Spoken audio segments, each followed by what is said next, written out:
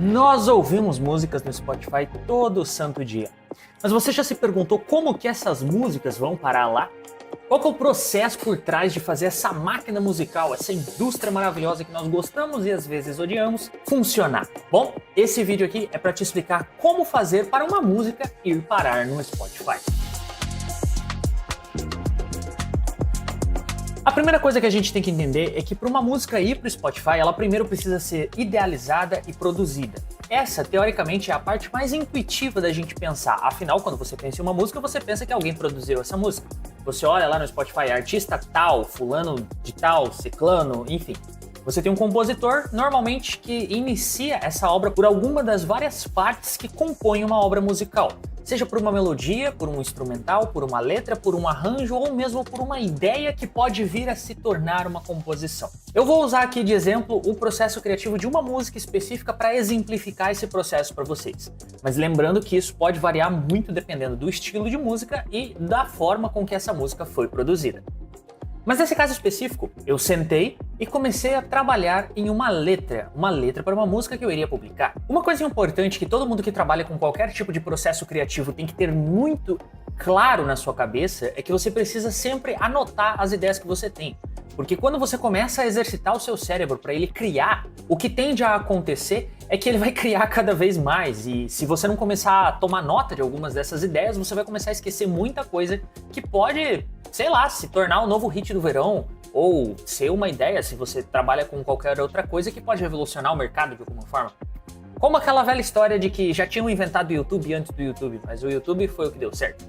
Enfim, depois que você toma nota, não importa qual seja o dispositivo, se for no tablet, no celular, numa mensagem de WhatsApp para você mesmo ou mesmo no papel com caneta, você precisa começar a planejar. O planejamento é uma parte importante antes do início do processo em si, porque se você não planejar, a tendência é que você demore muito e enrole muito durante o processo. Então você precisa planejar o que você vai fazer em cima dessa ideia.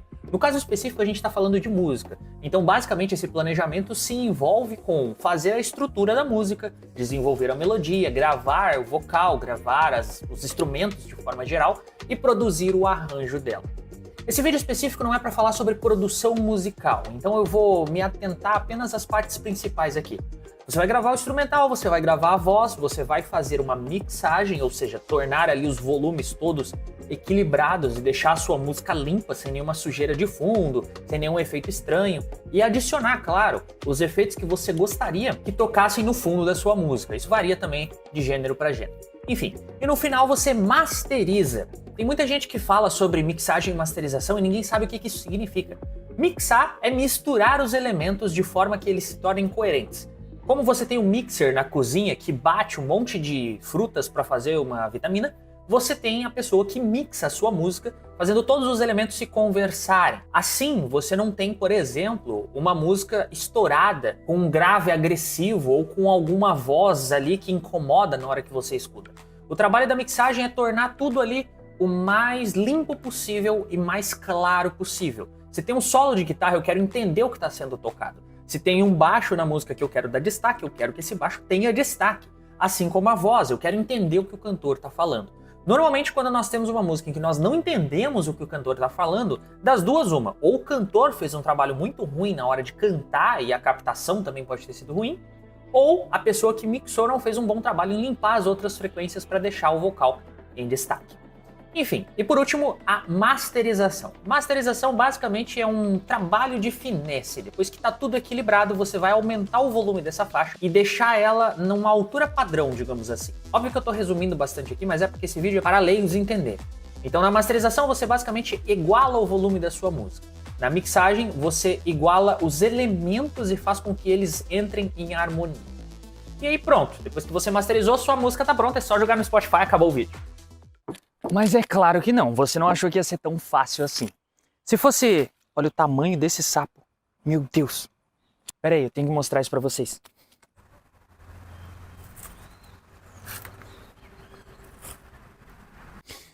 Enfim, como eu tava dizendo, se fosse fácil como só fazer a música, existiria um monte de compositores que gravam voz e violão e estariam fazendo milhões por aí. Mas a verdade é que esse é só o início do processo. Depois que você produz a música, é que realmente o trabalho começa. Porque a primeira coisa que você faz depois que você produz a música para se certificar de que ninguém vai, por exemplo, pegar a sua música para si ou para comprovar que você é a pessoa que fez a música, é fazer um registro de autoria. E aí você me pergunta, que é essa? Bom, esse registro se dá por algum órgão regulador, como por exemplo a UBC ou a Abramos. Esses órgãos reguladores servem para se certificar de que os direitos autorais das pessoas que têm, ou seja, dos detentores desses direitos autorais, não tenham suas obras plagiadas, copiadas ou distribuídas sem permissão. Basicamente você faz o cadastro num site desse, no qual você tem que colocar lá um monte de informação técnica, contra bancária, enfim, um monte de questões, e aí você vai receber um código de barra que é referente ao que é a sua música. Esse código de barras basicamente vai identificar a sua música em meio a tantas outras obras audiovisuais que existem por aí, tanto em áudio quanto em vídeo, enfim. E aí sim, com esse código de barras, você pode procurar uma distribuidora, porque até o momento a única coisa que você fez foi fazer uma música e dizer para o Estado brasileiro, ou o Estado qualquer que seja do país que você está, que essa música foi você que fez. Mas obviamente a nossa música ainda não está no Spotify. Qual é o ponto desse vídeo? Bom, é aí que tá. Essa é a hora que a gente vai atrás de uma distribuidora. A distribuidora, eu acho que de todos esses é o mais fácil de entender o que faz, afinal o nome é autoexplicativo. A distribuidora distribui a sua música pelas plataformas do mundo. Quando eu digo pelas plataformas do mundo é porque, ao contrário do que muita gente pensa, não existe só um agregador de música. A sua música, quando ela é distribuída, além de ter que ser registrada para ela ser identificada em todas as outras plataformas, ela também vai para o grupo Meta, ou seja, para o Instagram e para o Facebook, ela também vai para o YouTube, ela também vai para o TikTok, ela também vai para o Amazon Music, para o Apple Music, todas as plataformas que você imaginar que se pode ouvir uma música dentro dela ou adicionar uma música ao seu vídeo, basicamente é onde as distribuidoras vão mandar a sua música. Por isso a importância de você fazer o registro da sua música antes de fazer a distribuição pela distribuidora. Muita gente pula direto para a etapa de distribuir depois que termina a música. Isso faz com que a distribuidora gere um código para você. Mas esse código é da distribuidora, não é um código de direito autoral seu. Além de evitar que você receba os royalties completos por essa música, por você não ter o seu ISRC corretamente registrado nos órgãos de direitos autorais, você ainda corre o risco de, caso essa distribuidora quebre ou suma do mapa por algum motivo, a sua música deixar de ter um código identificador. O que significa na prática que qualquer um pode plagiar ela. E ninguém quer que a sua música seja plagiada e republicada como se fosse de outro artista, não é mesmo? Bom, durante o processo de distribuição da sua música, você vai ter que criar e cuidar de algumas questões. Obviamente que se a música foi 100% produção sua, você não usou nenhum sample, nenhuma voz de outra pessoa, foi você que escreveu e compôs a música, você pode pular totalmente essa etapa. Mas, se não foi o caso, você precisa dos contratos de autorização de quem quer que tenha feito a música para poder fazer a distribuição aqui.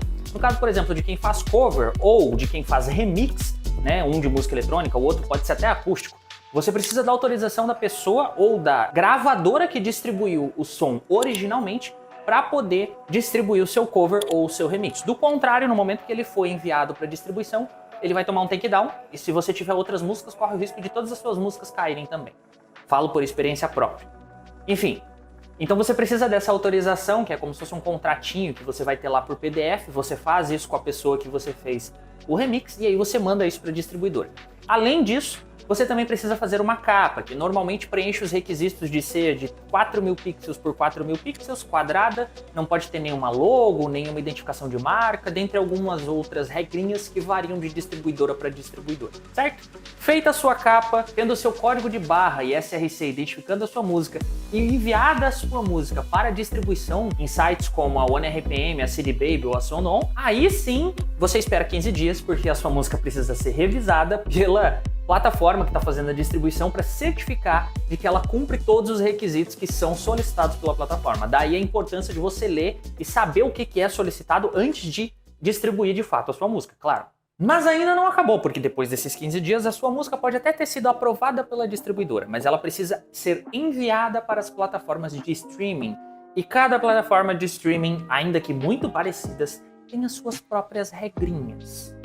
Olha, eu particularmente não conheço nenhum produtor musical que goste dessa parte burocrática e desse processo todo que antecede a distribuição da música. Afinal, você tem que fazer capa, você tem que pensar em design, porque a sua capa tem que chamar a atenção dentre várias outras capas que o usuário pode estar listando ali no Spotify ou na plataforma que seja, né? A própria música, você tem que fazer um corte ali de 30 segundos para colocar no TikTok, então você tem que pensar ali, às vezes na hora de produzir a música, pensar numa ideia que vai funcionar para esses 30 segundos ou 60 agora, dependendo da plataforma.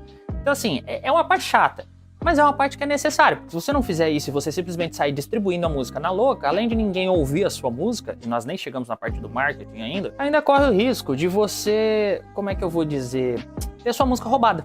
E sim, isso acontece, e acontece bastante.